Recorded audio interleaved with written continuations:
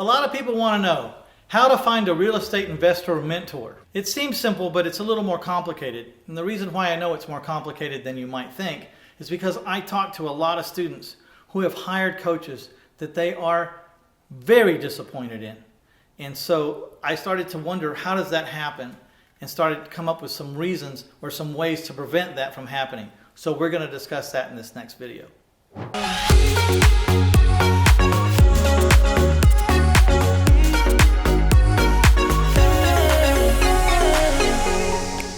My name is Mitch Stephen, and I've helped people all over the nation become successful and vibrant and balanced real estate investors. And when I look back at my career, I saw some times when I made mistakes, and I saw a lot of people that made mistakes when they hired coaches. What is a good coach? What should we expect from a coach? What's the goal? How do we know if we're getting the right person for us? When and how do we see the return on investment? How do we recognize it? What is it that we measure when we have a coach? I'm going to use my 2 decades worth of experience, and I'm going to tell you what I think works when picking a coach. I think the number one thing when you go to pick a coach or a mentor is to know the strategy that you want to delve into. This industry is a huge industry. There are so many ways to make money. It's up to you to narrow it down. What is the one strategy that you want to know more about? You're going to forsake all the other ones now. You're not going to start listening to, you're going to stop listening to everything else, and you're going to just start to drill down on this one topic. Down, down, deeper, deeper, and deeper. Keeping everything else out. Once you know what that strategy is, that's the only time you can start looking for a coach. Because everything else depends on that. You have to know what you're trying to learn. Number 2, once you know the strategy that you want to delve into, or even the issue that you want to overcome, then it's time to pick a coach.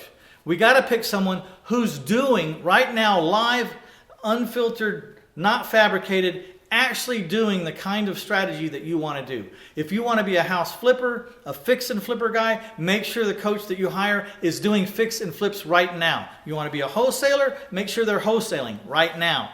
You want to be an owner financier, make sure the guy's owner financing houses right now and doing a lot of it. Number 3, check the person out. Check out online. Check everything you can.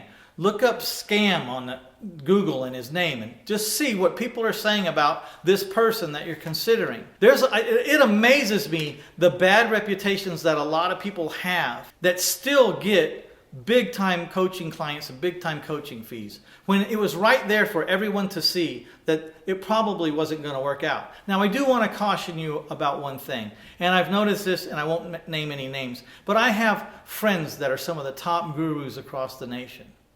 And if they've done a massive amount of volume, then you can expect to hear some bad things because you're never going to make everyone happy. But you'll be able to tell the difference. There's, 1,000 good accolades and 3 stars and 4 stars and 5 stars, and there's 6 or 7 or 8 1 stars. Those are just people that maybe no one could have satisfied. Maybe that person picked the wrong coach for what they wanted to learn. It's not always the guru's fault. But anyways, do your research and you'll be able to tell. Number 4, do the best you can to figure out if this coach is someone you would like to be on and off the field. If he's a great coach and he does great stuff to teach, but in his personal life it's a disaster, or they don't have integrity, or there's some other rotten thing over there, it's not a good fit, because sooner or later the personal person collides with the business teachings. And so make sure the person that you want to teach you is the kind of person you want to be on and off the field. Make sure they've achieved what you want to achieve. Make sure they see the world things the way that you do. Otherwise, it could be a point of conflict. Those are the things to look for in a coach and how to size a coach up. But now, what should you expect from a coach? I liked, when I'm hiring a coach, is to just make sure that I learn enough to get the money that I paid for this coach back. And we can always measure a coach by how much money a coach makes us, or how much money a mentor makes us, because we can measure that number. We know how much they cost, and we know how much the transaction that they got us through made us. And so that's one way of measuring. One way you'll never be able to measure a coach or a mentor is by how much time they kept you from losing, or by how much money they kept you from losing, because you'll have no number to plug in. You can't measure the negative. I can't tell you how many times I've coached people that said, I really don't know, that I've really made a lot of money from this. And I said, well, let me just correct you here for a second. The first 3 deals you were going to do that I stopped you from doing, you were going to lose $30,000 on at minimum. So then they turn around and they agree. They go, that's right. Sometimes I have to point out, we wouldn't even be to the position of finding this private lender at this moment if we hadn't have gone through all these other things that we did. Sometimes coaching is very tenuous. It's very simple to explain them. You could go to any stop sign right now and take a right, and one thing's going to happen in your life, or you could go to the same exact stop sign right now and take a left, and something else is going to happen in your life. And you don't know. You don't know what it is, but everything you choose to do causes something to happen. And when you choose a coach, something's going to happen. And make sure you get the right one, like we discussed before. And so hopefully these things that happen will be positive, invigorating, and get you to go to the next level. Also, you need to make a conscious decision before you say yes to anyone. And you have to kind of think about it. A lot of times we go to a seminar and we see this person who's very engaging, very popular, very famous, and you just get all turned on with him. But when you sign up for their coaching, you never talk to that guy again. And now you're talking to some underling who maybe has only done 20 transactions in their entire life. They're just kind of reading from a script from you about the steps that they want you to go through, but they never really lived it. That's quite different from hiring some coaches. Like me, for example, if you hire me, you get me. When you get me, you got 24 years worth of experience. When you're telling me about how your buyer's talking to you or how your seller's talking to you, I got 24 years worth of experience, and I can start to say, I think I know where this conversation's headed.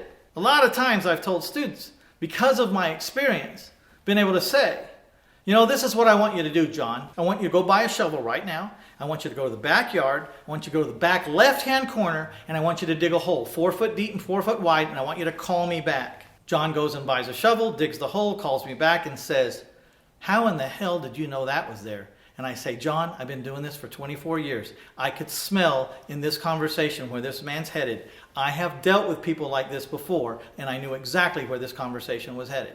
That doesn't happen because I did 20 deals. It happens because I did 2,000 deals that worked and 3,000 deals that never got consummated. That's how that works. So be sure you know if you're going to be dealing with the person that you're so impressed with, or you're going to be dealing with the underling. And if you're going to be dealing with the underling, make sure that's all right with you. Because sometimes to talk directly to the people that you're so impressed with is a whole different price range. It could be the difference in $10,000 to be mentored and $50,000 to be mentored. Either one of them can be great or good for the money. I always measure, do you get your money back? Did you learn enough to get your money back? If the answer is yes, then it really doesn't matter which one you pick. You got your money's worth, and it's time to think about the next one. To get the first 100 pages of my book, My Life in 1,000 Houses, Failing Forward to Financial Freedom, just click on the link below. I'll get you the first 100 pages for free. And there you'll get to see if you like my style and you like the story. But this is a story about how a dummy, me, figured out how to buy 100 houses a year and everything that came with it. Actually, I wrote the book because I went to those seminars and I was told one thing, and then I went to practice those things I learned in the seminar and found out things go just a little bit different. And so this book is about what happens after the Get Rich seminar and how things really work. Thanks for watching, and be sure to subscribe for more content. I'll be right there with you.